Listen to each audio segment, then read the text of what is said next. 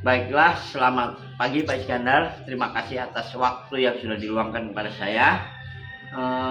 Berdasarkan materi yang sudah saya paparkan tadi tentang mengenal sekolah inklusi dan kelebihannya, ya, yaitu sekolah inklusi itu sekolah yang menerima siswa berkebutuhan khusus agar siswa tersebut tidak dipisahkan dalam pembelajaran, jadi tetap disatukan, disamakan dengan pelajar yang lain, peserta didik yang lain. Begitu materi yang saya tampilkan. Menurut Bapak, ada pertanyaan nggak tentang materi ini? Bagaimana menurut Bapak? Ada Pak. Tadi itu menarik dan saya yang tanyakan apa sih manfaatnya dan bagusnya dari yang tadi itu Bapak paparkan tadi. Mau dijelaskan Pak? Oke, siap Pak. Jadi begini Pak.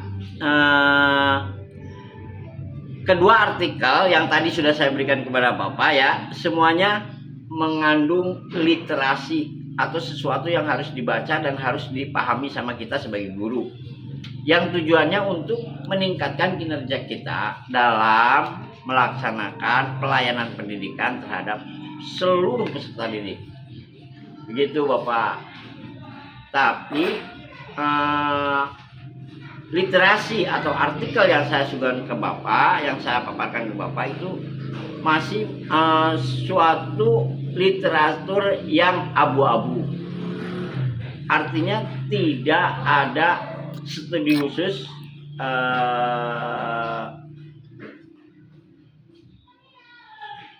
esensi ilmiah, kajian ilmiah yang khusus. Cuma ini berdasarkan pengalaman pendidik yang bergelut di bidang inklusif. Terus nanti maju enggak? Tangannya maju jadi Kalau begitu, apakah informasi tersebut bermanfaat bagi kita semua? Mohon dijelaskan.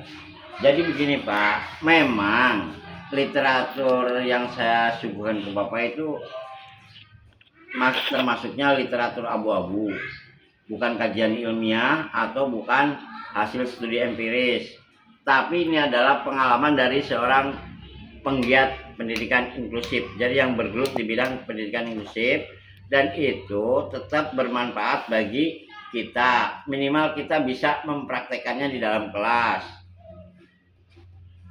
Begitu Pak, maksud saya. Terima kasih. Ini dia ada pertanyaan lagi.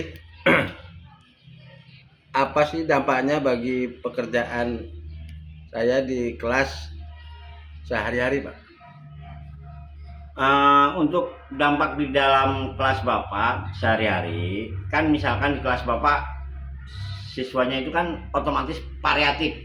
Ada yang nakal, ada yang bager, ada yang aktif, super aktif, ada perempuan, ada laki-laki. Disitulah kemampuan Bapak diuji untuk tidak membedakan siswa yang Bapak ajar di kelas.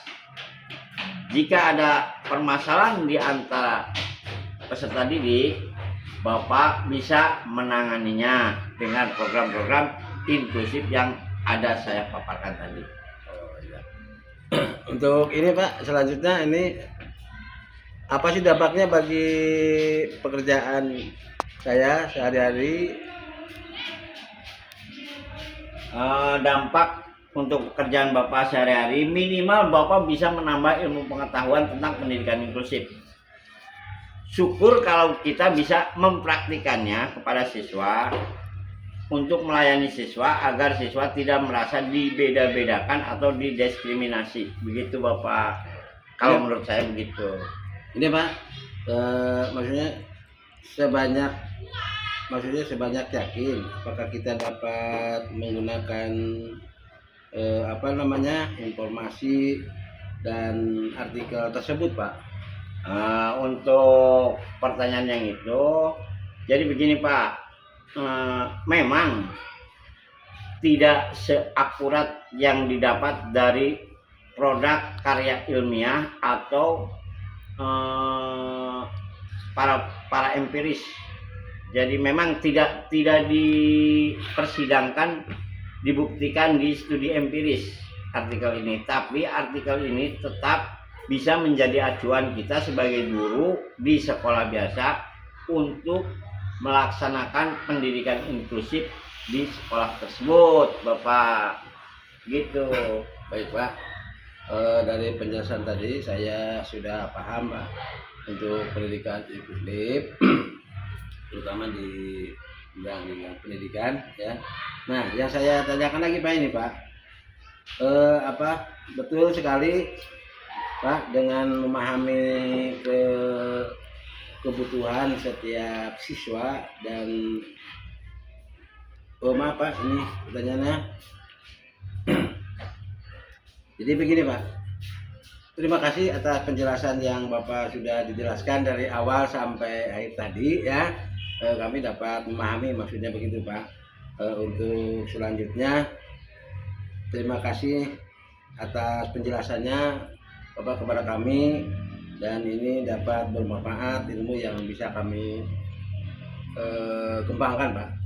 Terima kasih. Assalamualaikum. Ya, sama-sama Bapak. Terima kasih juga atas waktu yang sudah disediakan buat saya untuk bercurhat lah, istilahnya curhat saja. Kita berbagi ilmu, berbagi pengetahuan. Ya. Semoga sekolah kita semakin maju dalam melaksanakan pendidikan inklusif. Amin, amin, amin. Oke, potong.